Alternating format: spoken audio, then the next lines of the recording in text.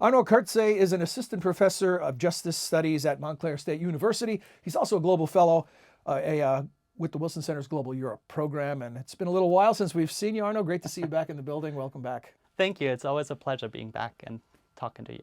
Arnaud joins us today to talk about LGBT rights in the post-Arab Spring Middle East. Let's begin with a little context. To the degree that it's possible to generalize about a whole region of countries, how tolerant or intolerant is the general atmosphere, or has it been over the last decade? I would say over the last decade, although the issue or the rights issue has come up across the region, I'd say it's very, very still intolerant. And there's Pew Research Center poll data that shows that a lot of societies across the region are still very, very hostile with the idea of seeing the LGBT community as part of society. And so we frame this as a post-Arab Spring look at the issue.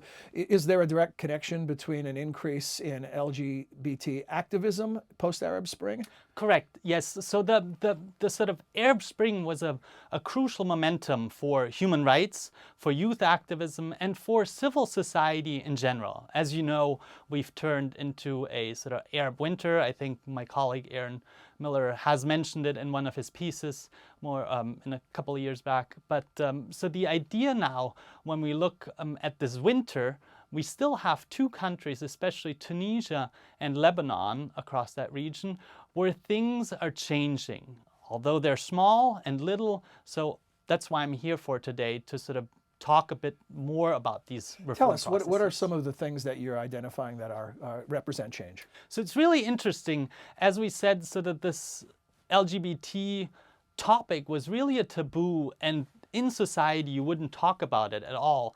And in more recent years, because of the Arab Spring, the community felt empowered. And so you've seen from marches or sort of gay parades, but smaller. We have sort of an international day against homophobia and transgender phobia. And so you have had instances, especially in Lebanon and for instance in Tunisia, where there were events that were created and organized around these issues.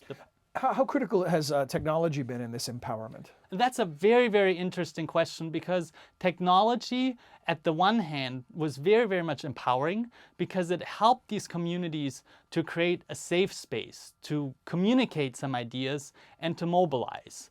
Because when we look at the real, the street space, or then society in general, it's a very, very hostile environment. For instance, when we see how gay activists or sort of members of the community have spoken out on these issues, have then immediately created a snowball effect online.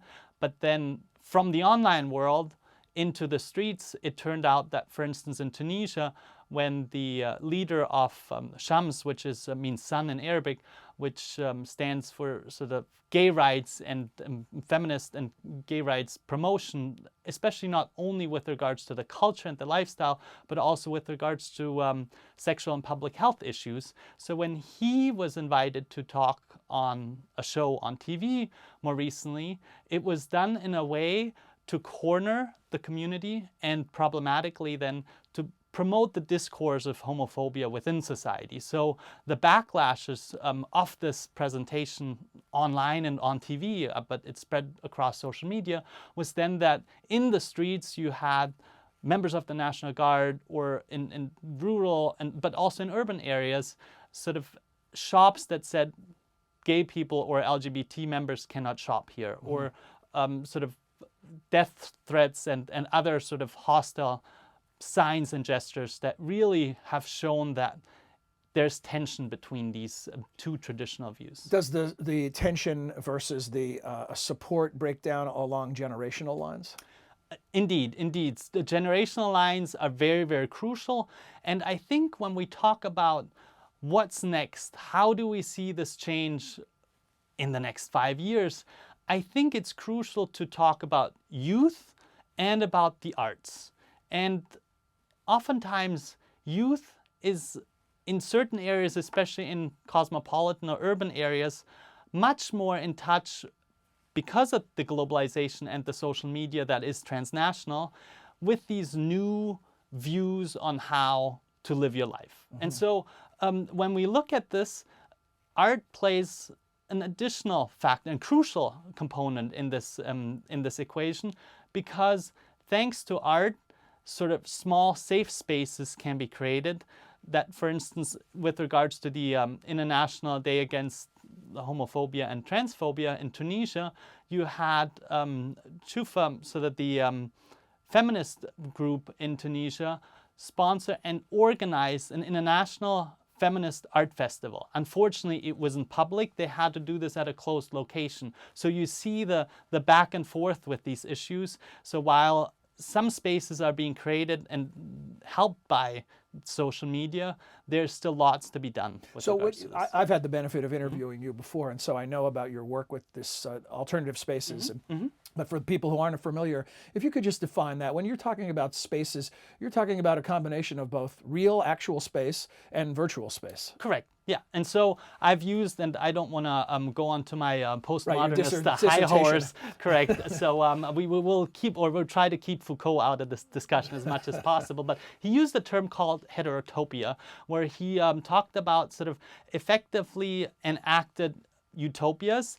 And when we think of it in terms of, or spaces of otherness, but for the layman, that would be sort of, think of a cemetery. This is a space where you have burial ceremonies, but yet following these traditions in different cultures or civilizations, it is a space where you connect the physical, the real world, with regards to collective memory, with regards to concept and idea. And with the LGBT communities, you have similar heterotopias or spaces of otherness.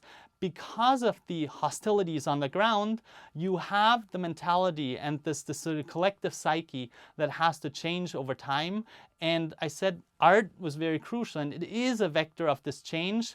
Take, for instance, Mashru Layla, the Night Project, if you translate it, or Project Layla, if you see Layla as a female name. And so this is a relatively new electronica group in Lebanon.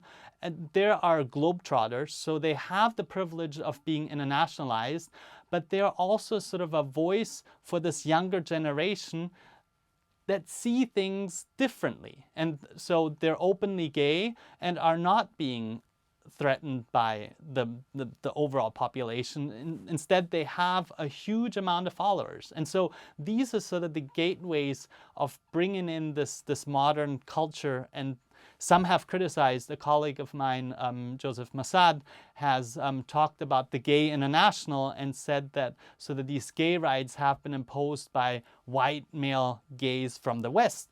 And so and that was sort of an argument he made in 2007. In that regard, how much does international pressure or just the ability for people to communicate across all kinds of barriers these days, how much does that factor into the progress within countries in the Middle East?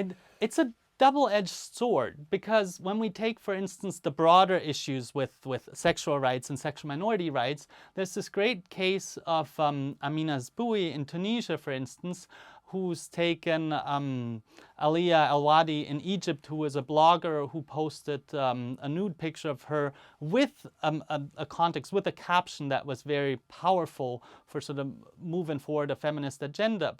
And so Amina Zboui in Tunisia did a same or similar meme, but said sort of that she was in charge of mastering her own body, so no one else had control over this. And when you think about these patriarchal societies, then it is a way of saying no with the international support. So for the longest time, she was part of sort of the Femen organization, which is sort of a topless protest group from Ukraine. And they had to leave Ukraine and establish headquarters in Paris for a while because of the hostile environment. So you have this powerful international influence that is yet also problematic because it clashes with local norms. For instance, in order to support Amina Zboui in Tunisia, you had then Femen members that came all the way to Tunisia and protested in front of the, I think it was the Palace of Justice, and caused a lot of uproar and trouble. And so I think with regards to these local communities, in order to protect them, because we have to look at these communities as, well, if you're rich and privileged and gay, you have a much easier time than if you're poor and live in sort of underprivileged and precarious Speaking areas. of space, money buys space for you. Correct. The a final thought is you were kind enough to share with us a draft version of a paper that you're working on. And you write in there, long-time taboos have reached the public sphere. You referenced that earlier in your remarks. Has this train left the station in a way where the momentum is moving in one direction and there's no turning back? I'd say so. I think we see, for instance, here with regards to laws that have been put in place by the Obama administration that are rescinded right now with the protection for transgender communities with regards of their choice of bathrooms on especially Just university today campuses. as we tape the Trump administration. So is. I think there might be a back and forth, but overall it is really a generational push, and that comes with sort of a generational mindset. And I think to sort of say sort of a closing remark, the book that I'm writing on is about transitional justice 2.0. It's about youth, art, or the arts, and then resilience. And I think this is very much the key factor here. We should look at it as the capacity of overcome difficulties. Youth is able to prove that if they can't be defiant, if they can't resist openly, and Egypt is a classic case where everything has been shut down, there's barely any sort of sanctuary spaces anymore. But overall, in the mentality, in sort of the overall actions, it turns out to be sort of more daily forms of resistance that don't show themselves sort of overtly and openly, but are sort of shifting and really proving a tectonic shift overall in the region. Well, Arnaud, always great to see you, and thanks again for sharing your fascinating work with us. Thanks for having me, John. Pleasure. Take care.